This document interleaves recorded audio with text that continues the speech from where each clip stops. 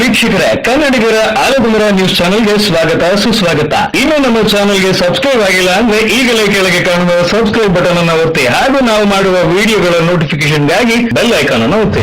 ತುಮಕೂರು ಗ್ರಾಮಾಂತರ ವಿಧಾನಸಭಾ ಕ್ಷೇತ್ರದ ಬೆಳಗುಂಬ ತಾಂಡಾದಲ್ಲಿ ಆಯೋಜಿಸಿದ ಶ್ರೀ ಸಂತ ಸೇವಾಲಾಲ್ ರವರ 286ನೇ ಜಯಂತಿ ಕಾರ್ಯಕ್ರಮ ಭೋಗ್ ಪೂಜಾ ಕಾರ್ಯಕ್ರಮದಲ್ಲಿ ಭಾಗವಹಿಸಲಾಯಿತು. ಶಾಸಕರಾದ ಸನ್ಮಾನ್ಯ ಶ್ರೀ ಸುರೇಶಗೌಡ ರವರು ಅಧ್ಯಕ್ಷತೆ ವಹಿಸಿದ್ದರು. ಈ ಸಂದರ್ಭದಲ್ಲಿ ಶ್ರೀ ದೇವರಾಜ್ ನಾಯ್ಕ್, ಮೌನೇಶ್ ರಾಠೋಡ್, ಪುರುಷೋತ್ತಮ್ ನಾಯ್ಕ್, ರಂಗನಾಥ್ ಸಮಾಜದ ಮುಖಂಡರು ಮತ್ತು ಬಂಧುಗಳು ಉಪಸ್ಥಿತರಿದ್ದರು. ಸೇವಾಲಾಲ್ ಮಹಾರಾಜರ 3 ತತ್ವ ಸಿದ್ಧಾಂತಗಳಿದೆ. ವಿಶೇಷವಾಗಿ ಭೂಕೆತಿ ಆವಜನ್ ಬಾಟಿ ದೇಣೋ, ತಸೆತಿ ಆವಜನ್ ಪಾಡಿ ದೇಣೋ, ಬುಲಾಡಿ पड़े जन वाट बताणो, ये गोरू धर्म हाव.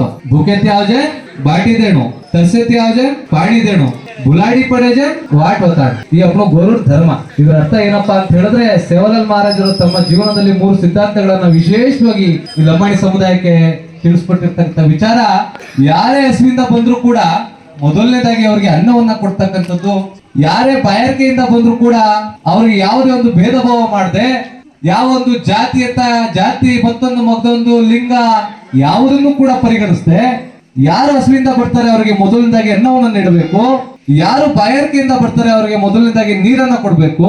ವಿಶೇಷವಾಗಿ 3ನೇದು, ಯಾರು ದಾರಿ ತಪ್ಪಿ ತಮ್ಮ ಹತ್ರ ಬರ್ತಾರೆ ಅವ್ರಿಗೆ ದಾರಿಯನ್ನ ತೋರಿಸ್ತಕ್ಕಂಥ ಗುರುಗಳಾಗಬೇಕು ಅಂತಕ್ಕಂಥದ್ದು ಸೇವಾಲಾಲ್ ಅವರ ತತ್ವ ಸಿದ್ಧಾಂತ ಆಗಿತ್ತು. ತಾಂಡ್ಯದಲ್ಲಿ ಸೇವಾಲಾಲ್ ಅವರು ಮಾಡಿದಂತ ಸೇವೆ ಅನನ್ಯವಾಗಿರುವಂತದ್ದು. ಲಂಬಾಣಿ ಸಮಾಜದಲ್ಲಿ ಹುಟ್ಟಿ ಕ್ರಾಂತಿಯನ್ನ ಮಾಡಿ ಸಂಸ್ಕಾರವನ್ನ ಕೊಟ್ಟು ಜೀವನವನ್ನ ಹೇಗ್ ಮಾಡಬೇಕು ಅಂತ ನಡೆದು ತೋರಿಸ್ತಂತವ್ರು. ಬರೀ ಭಾಷಣ ಮಾಡಲಿಲ್ಲ ಅವರು, ಅವರ ಜೀವನದ ಉದ್ದಕ್ಕೂ ನಡೆದು ತೋರಿಸ್ತಂತವ್ರು. ಇವತ್ತು ಸಮಾಜ ಶಿಕ್ಷಣ ಪಡ್ಕೋಬೇಕು, ಆರ್ಥಿಕವಾಗಿ ಸಬಲರಾಗಬೇಕು, ರಾಜಕೀಯವಾಗಿ ಅಧಿಕಾರ ಸಿಗ್ಬೇಕು ಅನ್ನೋದೇ ನಮ್ಮೆಲ್ಲರ ಆಶ್ರಯ ಕೂಡ.